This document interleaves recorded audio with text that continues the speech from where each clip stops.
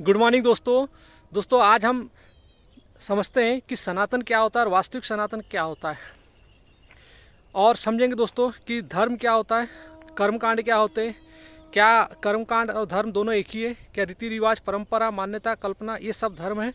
इसको इसको साथ समझने की कोशिश करेंगे। दोस्तों हम समझते हैं कि सनातन क्या होता है।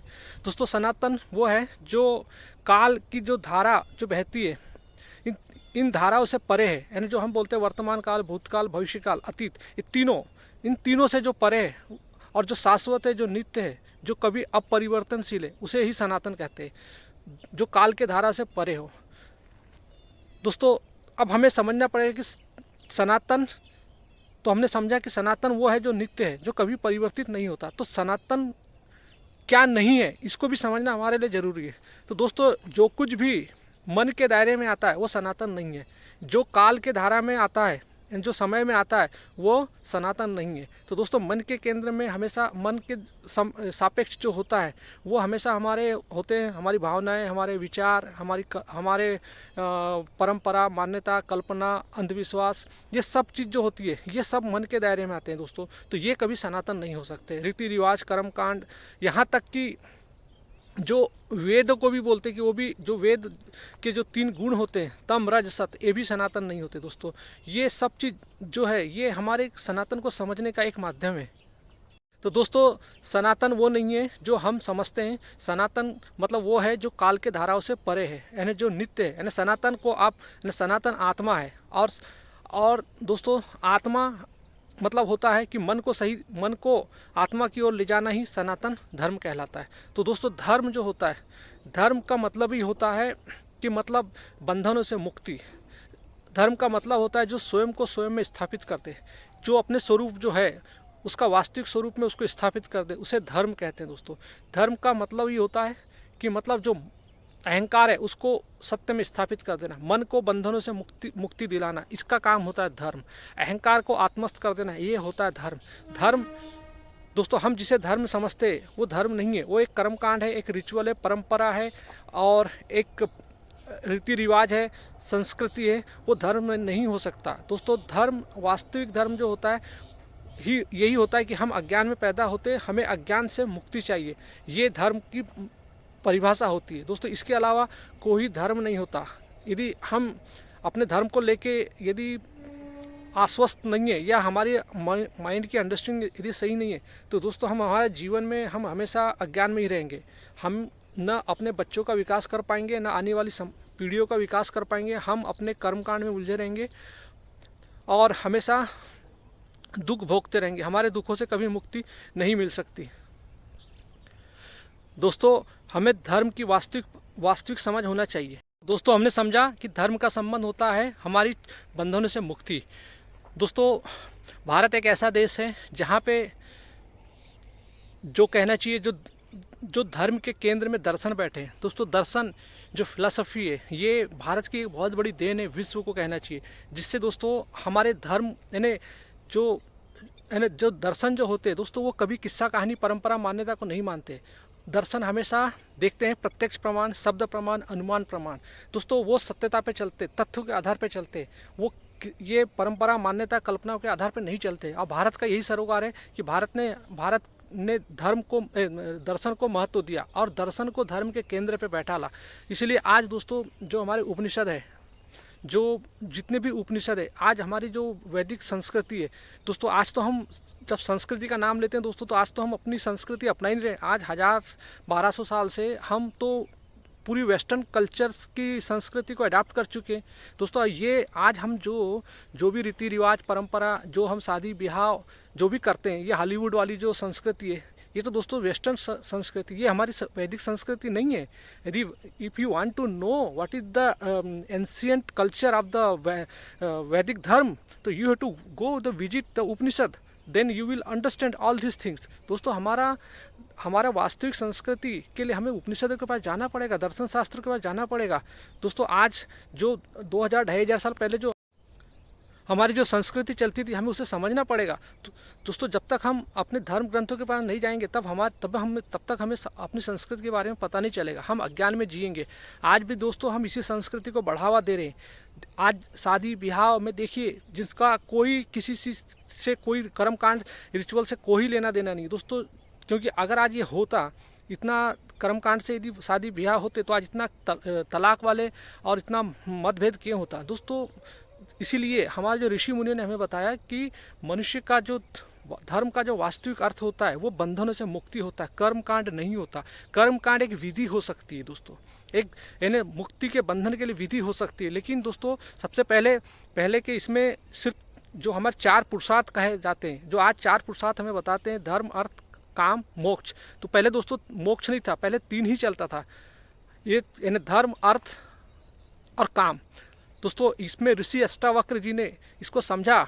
जब धर्म अर्थ और काम इन 3 पुरुषार्थ से काम नहीं चल रहा था, तब उन्होंने मुक्ति मोक्ष की अवधारणा दी कि बोले ये 3 कर्मकांड से जीवन में कभी परिवर्तन नहीं होगा, इसीलिए मुक्ति चाहिए। इसीलिए लोगों को उन्होंने दर्शन दिया, अष्टावक्र गीता दिया और समझाया कि तुम्हारा जो मूल दुख है वो कर्मकांड से ही आता है। क्योंकि मनुष्य अपनी कामनाओं के लिए कर्मकांड करता है, क्योंकि उसके केंद्र में हमेशा कामना बैठती है, डिजायर बैठी होती है कि मुझे संसार से कुछ चीज़ मिले और मैं पालूं। क्योंकि वो केंद्र में, हर मनुष्य के केंद्र में अहम भाव बैठा, अहंकार बैठा होता है। तो अहंकार हमेशा अपूर्णता में, क्योंकि व्यक्ति अपूर्णता में पैदा होता है, उसकी प्रकृति होती है, क्योंकि वो इनकम्प्लीटनेस में जन्म होता है, अपूर्णता में। और अपूर्णता हमेशा भोग मांगती है, यानी वस्तुएं की मांगती है, यानी अपने आप को पूर्ण होना चाहती है, तो संसार की ओर भागती है और कामना करती है। तो दोस्तों हम स्वयं को नहीं जानते, हम धर्म ग्रंथों के पास नहीं जाते, इसीलिए हम अपने कर्मकांड में फंस जाते हैं। और कर्मकांड हमेशा कामनाओं के लिए होती है, और कामना कभी भी पूरी नहीं होती। जैसे हमारे ऋषि हमें समझाते हैं कि कामना मतलब होता है एक केमिकल डिज़ायर है, केमिकल डिज़ायर कभी फुलफिल नहीं होती दोस्तों। इसलिए कामनाओं का कभी अंत नहीं होता, जीवन भी खत्म हो जाएगा तो कामनाओं का अंत नहीं होता। क्योंकि ये बॉडी एक मैकेनिज्म, एक रासायनिक प्रोसेस से चलती दोस्तों। हमारे डीएनए में जो कामना है, ये इस पदार्थ के गुण है, वो आप उसको यदि पकड़ के रहोगे तो हमेशा दुख भोगोगे। तो जितने भी, अगर यदि आप लोभ लालच, कल जैसे हमने दोस्तों पढ़ा था कि मतलब जो जितने भी जो मतलब जड़ क्या होती है, और जड़ यही होती दोस्तों कि जो प्रकृति के जो गुण होते हैं इसी को जड़ बोलते हैं, और ये सब जड़ होते हैं। लेकिन जब चेतना के प्रकाश में अहंकार अज्ञानवश अपने जड़ को सच मान लेता है, यानी इस संसार, जो माया रूपी संसार है, का ज्ञान न होने के कारण, अज्ञानता के कारण उस प्रकृति के गुणों को ही सच मान लेता है और उनके साथ चिपक जाता है और उनका भोग करता है। तो दोस्तों देखा होगा, इसीलिए लोगों के पास इतना धन दौलत सब कुछ होता है, उसके बाद उनके अंदर कभी सुख चैन नहीं होता, न शांति होती। उसका कारण ये यही है दोस्तों, क्योंकि हमारा स्वभाव नहीं है, हमारा स्वभाव आनंद है, प्रेम है, करुणा है, हमारा स्वभाव आत्मस्थ है, बोध है। तो दोस्तों, और इसीलिए हमें धर्म की आवश्यकता है। इसलिए दोस्तों ऋषि अष्टावक्र जी ने हमें समझाया, मुक्ति की अवधारणा देने वाले श्री अष्टावक्र जी है, जिन्होंने समझा कि ये धर्म अर्थ और काम, इन तीनों से काम नहीं चलेगा, क्योंकि ये सब कामना उलझाऊ है। क्योंकि दोस्तों उस समय, आज से 3000 साल पहले लोगों में इतनी अवेयरनेस नहीं थी, क्योंकि 3000 साल पहले ही हमारा ऋग्वेद चालू हुआ है, उसके बाद फिर यजुर्वेद, सामवेद और अथर्ववेद आया है। अथर्ववेद भी दोस्तों ऋग्वेद, यजुर्वेद और सामवेद तीनों का कंक्लूजन अथर्ववेद कहलाता है। दोस्तों कभी पढ़ेंगे हम वेदों के बारे में, पर आज हमारा मुख्य पॉइंट है कि हम समझना चाहते हैं कि धर्म क्या है। तो दोस्तों धर्म सिर्फ एक ही होता है, आपके बंधनों से मुक्ति दिलाना ही हमारा धर्म होता है। क्योंकि दोस्तों भारत एक ऐसा देश है जिसके अंदर दर्शन बैठे। दर्शन का मतलब होता है दोस्तों कि जानना कि मैं कौन हूँ, यानी अपनी स्थिति को जानना कि मैं कहाँ फंसा हूँ। लोभ लालच ईर्ष्या घृणा द्वेष या इन सब चीज़ों में तो मैं नहीं फंसा हूँ। यानी अपने स्वयं के स्तर को थोड़ा सा विचार के तल पे, यानी अपने कर्म को विचार के तल पे देखना, ये कहलाता है दर्शन। वो दर्शन वो नहीं कि दोस्तों जो साधारण भाषा में हम कहीं मंदिर जाते हैं और दर्शन करके आ जाते हैं, या तीर्थ जाते हैं और हम कहते हैं कि हम दर्शन करके आ गए। दोस्तों वो दर्शन नहीं कहलाता। दर्शन सनातन, यानी दर्शन जो होता है, दर्शन आते हैं उपनिषद से, और दर्शन के केंद्र में होता है धर्म, और धर्म के केंद्र में होता है दर्शन कहना चाहिए। और दर्शन जो आते हैं वो हमारे ऋषि मुनियों की देन है दोस्तों। भारत के जो 9 दर्शन है, जिसमें हम 6 दर्शन को आस्तिक दर्शन बोलते हैं। दोस्तों हमारे जो भारत के जो प्रमुख जो 9 दर्शन होते हैं, जिसमें से जो 6 दर्शन जो होते हैं उसको आस्तिक दर्शन बोलते हैं, और जो 3 दर्शन होते हैं उनको नास्तिक बोलते हैं। तो जो 3 दर्शन जो है, एक चार्वाक का दर्शन जिसको नास्तिक दर्शन कहते हैं, भगवान बुद्ध का दर्शन उसको नास्तिक कहते हैं, और भगवान महावीर का दर्शन उसको नास्तिक कहते हैं। लेकिन दोस्तों भगवान बुद्ध और महावीर का दर्शन हमेशा वास्तविक में वो वेदांतिक ही है, लेकिन उसको लोगों ने गलत तरीके से समझा है, वो एक अलग बात है। तो दोस्तों इसके अलावा जो वो भी आस्तिक ही दर्शन है। इसके अलावा दोस्तों हमारे जो कहना चाहिए वास्तविक जो नास्तिक दर्शन जो 6 बोलते हैं उसमें आता है एक सांख्य योग आता है जो ऋषि कपिल का है, जो प्रकृति के गुणों के बारे में समझाता है। और दूसरा होता है इसी के साथ चलता है योग दर्शन जो ऋषि पतंजलि का जिनका मेन महावाक्य हो योग चित्त वृत्ति निरोध। तो जो कहना चाहिए मन के साइकोलॉजिकली डील के बारे में समझाता है। दोस्तों इसके अलावा आता है 2 दर्शन, एक न्याय दर्शन ऋषि गौतम का आता है और वैशेषिक दर्शन ऋषि कणाद का आता है। और ये दोनों दर्शन साथ साथ चलते हैं दोस्तों। तो न्याय दर्शन मतलब होता है कि जो हमारी जो आंतरिक प्रक्रिया है, यानी अपने बंधनों से मुक्ति के लिए और जो सांसारिक जगत है इनके प्रति कैसे रहना, कैसे न्याय करना, ये सब चीज़ ऋषि गौतम जी का हमें दर्शन बताता है। और दोस्तों जो वैशेषिक दर्शन जो होता है, वैशेषिक दर्शन मतलब ये ब्रह्मांड कैसे बना, अणु परमाणु इनके बारे में हमें विस्तार से जानकारी देता है। तो दोस्तों ये सब दर्शन है जिन्होंने देखा, समझा और जाना। तो उसके अलावा तो ये वैशेषिक दर्शन और न्याय दर्शन साथ साथ चलते हैं, सांख्य दर्शन और योग दर्शन दोनों साथ साथ चलते हैं दोस्तों। इसके अलावा आता है हमारे पास मीमांसा दर्शन। दोस्तों मीमांसा दर्शन जो है वो ऋषि जेमिनी के द्वारा लिखा हुआ है और इसमें 2 आते हैं, पूर्व मीमांसा, उत्तर मीमांसा। तो पूर्व मीमांसा जो होता है वो कर्म कांड के लिए आता है और उत्तर मीमांसा ज्ञान के लिए आता है। और ज्ञान मीमांसा में आता है दोस्तों उत्तर मीमांसा में आता है हमारे वेदांत दर्शन। तो वेदांत मतलब होता है ज्ञान कांड और मीमांसा मतलब होता है कर्म कांड। पूर्व मीमांसा कर्म कांड, उत्तर मीमांसा ज्ञान कांड। तो इस प्रकार से दोस्तों ये हमारे 6 दर्शन है, जिसको आस्तिक दर्शन की जो डेफिनेशन है दोस्तों ये होती थी कि जो वेदों को मानता है वो आस्तिक कहलाते थे। तो दोस्तों ये एक आस्तिकता की परिभाषा होती थी। तो भगवान बुद्ध का दर्शन और महावीर का दर्शन वो उनको नास्तिक दर्शन इसलिए कहा गया क्योंकि भगवान बुद्ध कहते थे आत्मा नहीं बोलते, वो अनात्मा बोलते थे, क्योंकि वो आत्मा उस सत्य का प्रतीक है, उस सनातन का प्रतीक है, जिसको वो ये नहीं कहना चाहते थे उसको, क्योंकि हमारे सबके अंदर जो एक अहंकार बैठा है, झूठा बैठा है, मैं बैठा है, अज्ञान बैठा है, उसके केंद्र से जो भी हम मानेंगे वो अज्ञानी होगा। इसलिए वो बोलते थे कि जो तुम जिसको आत्मा समझते हो वो आत्मा नहीं है, वो अनात्मा है। क्योंकि आत्मा के बारे में कुछ कहा नहीं जा सकता, क्योंकि वो निर्विकल्प है, निराकार है, निर्गुण है, तो निर्विचार से असंग है, अजन्मा है, तो इनके बारे में कुछ नहीं कहा जा सकता। इसलिए भगवान बुद्ध का जो दर्शन, उस समय की जो परिस्थिति थी, लोगों का जो रुझान था, ज्ञान नहीं था और वो जो दिखता था उसे सच मान लेते। और कर्मकांडी लोग उस समय यही काम करते थे, लोगों को कामनाओं में उलझाना। तो दोस्तों इसीलिए भगवान महावीर का दर्शन और भगवान बुद्ध का दर्शन वास्तविक में वेदांतिक दर्शन ही है, आस्तिक दर्शन ही है। तो दोस्तों इस प्रकार से हमने ये 9 दर्शनों के बारे में समझा। और दोस्तों एक चारवाक दर्शन था, चारवाक दर्शन भी एक अपने आप में एक मज़ेदार दर्शन था। चारवाक का मेन रहता खाओ पियो मौज करो वाला दर्शन था दोस्तों, लेकिन उनके पीछे भी कुछ गहरे रहस्य थे। तो इस प्रकार से ये 9 दर्शन थे जो भारत की रीढ़ की हड्डी। दोस्तों यदि आप दर्शन को समझेंगे तो आप जीवन को समझेंगे। दर्शन मतलब ही होता है दोस्तों स्वयं को देखना, स्वयं को समझना, जो जैसा है उसको वैसा समझना और जीवन जीना। तो दोस्तों ये होते हैं हमारे दर्शन। और तो जो हमारा धर्म होता है, हमारे धर्म के केंद्र में होते हैं दर्शन। तो दोस्तों जब तक हम दर्शन को नहीं समझेंगे, क्योंकि दर्शन कभी भी बगैर प्रमाण के किसी चीज़ को प्राथमिकता नहीं देता, क्योंकि दर्शन के केंद्र में होते हैं प्रमाण, जो हमारा न्याय दर्शन बताता है, प्रत्यक्ष प्रमाण, अनुमान प्रमाण, शब्द प्रमाण। और दोस्तों इवन ये भी होता है कि जो हमारे जो दर्शन होते हैं वो प्रत्यक्ष प्रमाण को, यानी इंद्रियों के द्वारा देखे गए प्रमाण को भी सत्य नहीं मानते। सोचिए कितने कठिन दर्शन है हमारे, यानी जो एक रियलिटी को फोकस करते हैं। तो दोस्तों भारत के जो दर्शन है ये विश्वविख्यात दर्शन है, जो मानवता के दुखों का निवारण करने वाले।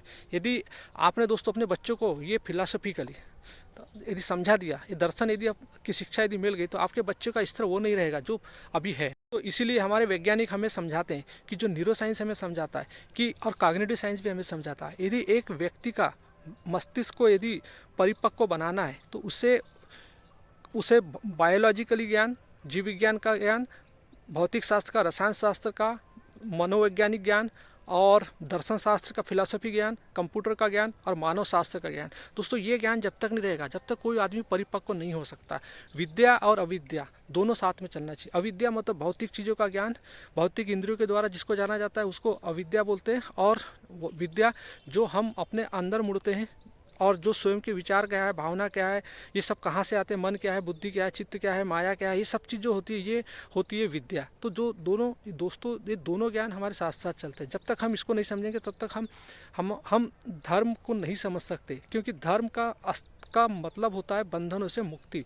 धर्म का मतलब होता है कि हम, सनातन धर्म का मतलब ही होता है कि सनातन मतलब आत्मा, और आत्मा मतलब होता है कि मन को सत्य की ओर ले जाना, मन को आत्मस्थ कर देना। तो दोस्तों ये होता है सनातन धर्म, इसके अलावा कोई नहीं होता दोस्तों। यदि हम किसी भी किस्सा कहानी में फंसेंगे दोस्तों तो हम अपने जीवन में दुखी भोगेंगे। इसके अलावा कोई धर्म नहीं होता। बाकी दोस्तों कर्मकांड, जैसे भगवान श्री कृष्ण ने हमें गीता के जो 2 श्लोक है, 18वां अध्याय का 66वां श्लोक, मामेकम शरणम वज्र, मतलब कि हे आप सत्य में स्थापित हो जाइए, भगवान श्री कृष्ण की। और जो उनका, और गीता के ही जो दूसरे अध्याय का 45वां श्लोक, वो बोलते हैं कि जो त्रिगुणातीत, यानी जो वेदों से जो निकले जो 3 गुण जो होते हैं उनके मध्य में भी कर्मकांड ही होता है, तम रज सत के मध्य में ही कर्मकांड होता है। तो दोस्तों इस प्रकार से आपने देखा कि भगवान श्री कृष्ण भी हमें 2 श्लोकों के माध्यम से समझा रहे हैं कि जो धर्म का अर्थ कर्मकांड, परंपरा, रीति रिवाज इनसे नहीं होता दोस्तों, क्योंकि अर्जुन इसी मोह में फंसे थे, इसीलिए वो धर्म की, स्वयं की रक्षा नहीं कर पा रहे थे। तो दोस्तों धर्म का मतलब होता है स्वयं के बंधनों से मुक्ति देना। दोस्तों यदि हम इस धर्म की परिभाषा को अच्छे से अपने जीवन में आत्मसात नहीं करेंगे तो हम जीवन में कभी भी तरक्की नहीं कर सकते दोस्तों। इसीलिए हमारा जो कॉन्स्टिट्यूशन है भारत का, वो भी हमें सेक्युलरिज्म क्यों बोलता है कि धर्म व्यक्ति का होता है, क्योंकि व्यक्ति बंधन में होता है, पैदा ही बंधन में होता है, तो उसको अपने बंधनों से मुक्ति चाहिए। इसलिए दोस्तों हम कितनी भी हिंदू राष्ट्र और कितनी भी चीज़ें बोल ले, लेकिन उससे कोई फ़र्क नहीं पड़ने वाला है दोस्तों। यदि वास्तविकता में स्वयं को जानना है तो हमारे उपनिषदों के पास जाना पड़ेगा, अपने धर्म ग्रंथों के पास जाना पड़ेगा, क्योंकि दोस्तों जो हमारे जो दर्शन है, हमारे दर्शन आते हैं हमारे उपनिषद से, और उपनिषद आते हैं वेदों से। और दोस्तों ये 3 प्रस्थान त्रयी, ये हमारे जीवन के लिए महत्वपूर्ण है। प्रस्थान त्रयी मतलब होता है वेदों की प्रस्थान त्रयी में उपनिषद आते हैं, ब्रह्म ज्ञान आता है और हमारी श्रीमद् भगवद गीता। क्योंकि दोस्तों और भी दोस्तों इस तीनों को ही प्रस्थान त्रयी बोलते हैं। यदि इसका ज्ञान यदि आ गया हमको तो हमारे जीवन को हम समझने लगेंगे, फिर हम ये सब अंधविश्वास, पाखंड, हिपोक्रेसी में नहीं फंसेंगे। जो आज आप देख रहे होंगे कि टीवी पे कितने शोकास बाबा अपने आप को कर्मकांडी में फंसा रहे हैं लोग, और लोग उनके जाल में फंसते जा रहे हैं।